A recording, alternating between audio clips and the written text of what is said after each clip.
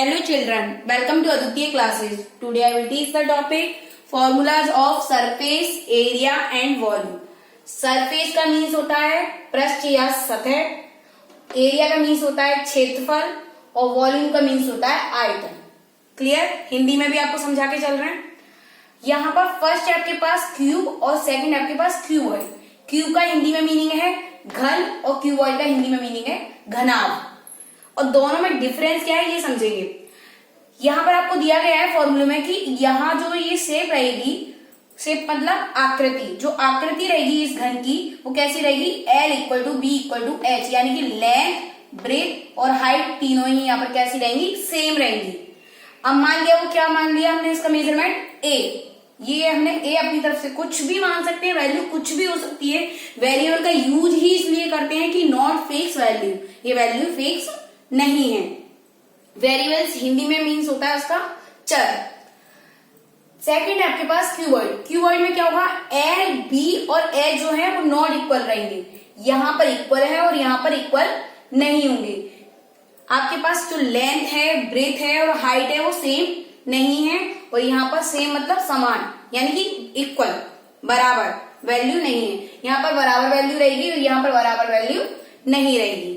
अब इसके बाद आप ये समझेंगे कि घन और घनाभ में दोनों में अंतर हो गया कि किस तरीके से हुआ कि यहाँ पर जो लेंथ, ब्रेथ और हाइट रहेगी वो सेम रहेगी और ये लेंथ, ब्रेथ, हाइट सेम नहीं रहेगी. एक और चीज यहाँ पर ये समझेंगे, ये दोनों जो शेप हैं यानी कि आकृतियां हैं वो किस में काम करती हैं, 3D में. 3D का मतलब होता है 3 डायमेंशन और 2D का मीन्स होता है 2 डायमेंशन. 1D का मतलब होता है 1 डायमेंशन. डायमेंशन मतलब विमा. ठीक है. अब यहाँ पर आपको ये चीज समझ के चलनी है कि आपके पास जो 3D है उसमें 3D का मतलब अगर आपके पास 2D रहा तो उसके पास सिर्फ लेंथ और ब्रेथ रहेगी, और 3D आ गया मतलब उसके पास मोटाई या हाइट आ जाएगी.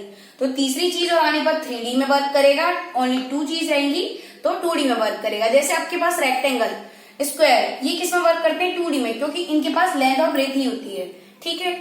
और ये जो आपके पास एच है वो किस में आती है, आगे की साइड. अब ये जो बोर्ड है आपके पास वो रेक्टेंगल शेप में है. अब इसकी थोड़ी सी मोटाई और देखेंगे तो अगर उसका मेजरमेंट करेंगे तो वो भी किस में आ जाएगा, आपके पास क्यूबॉइड शेप में.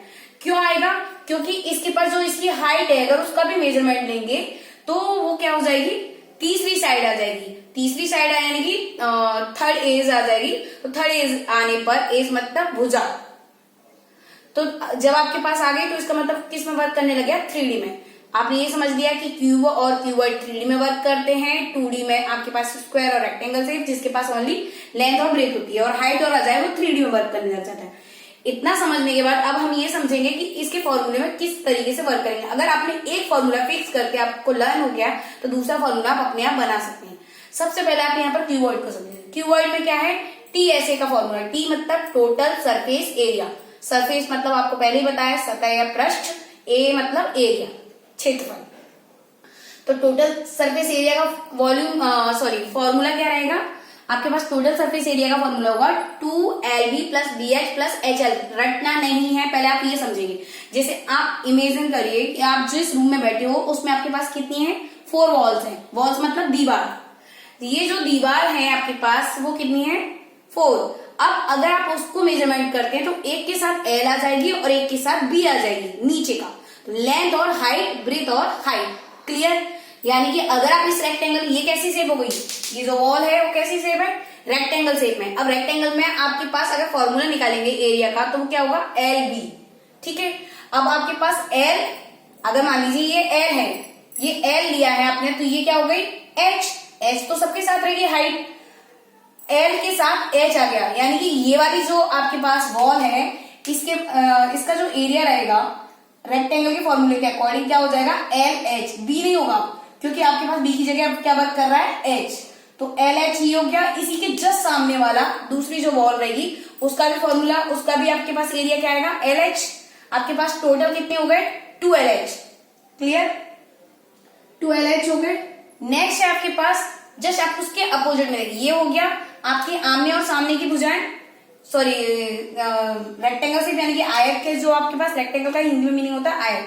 तो ये 2 शेप हो गई आपके पास.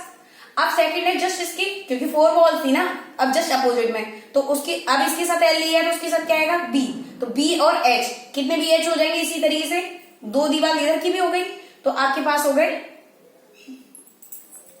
2BH, यानी कि 2LH हो गया, 2BH हो गया। अब आपके पास हो गया फर्श और छत का।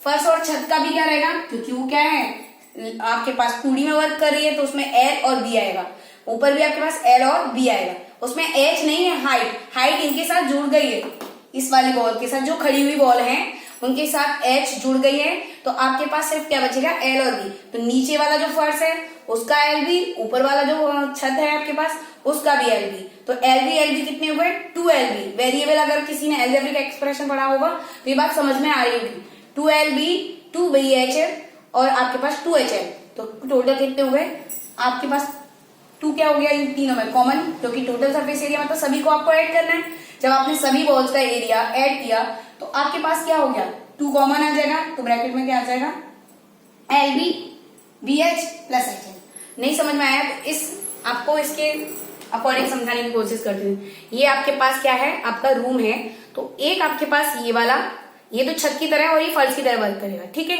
और ये आपके पास किसकी तरह वर्क करेगा आपकी 1 2 3 4 बैक भी आपको ऐड करना, तो ये बैक वाली बॉल का आपका हो गया LH, सामने वाली बॉल का हो गया LH, ये वाली का हो गया BH, इसका वाली का हो गया BH। क्लियर, समझ में आ रहा है ना।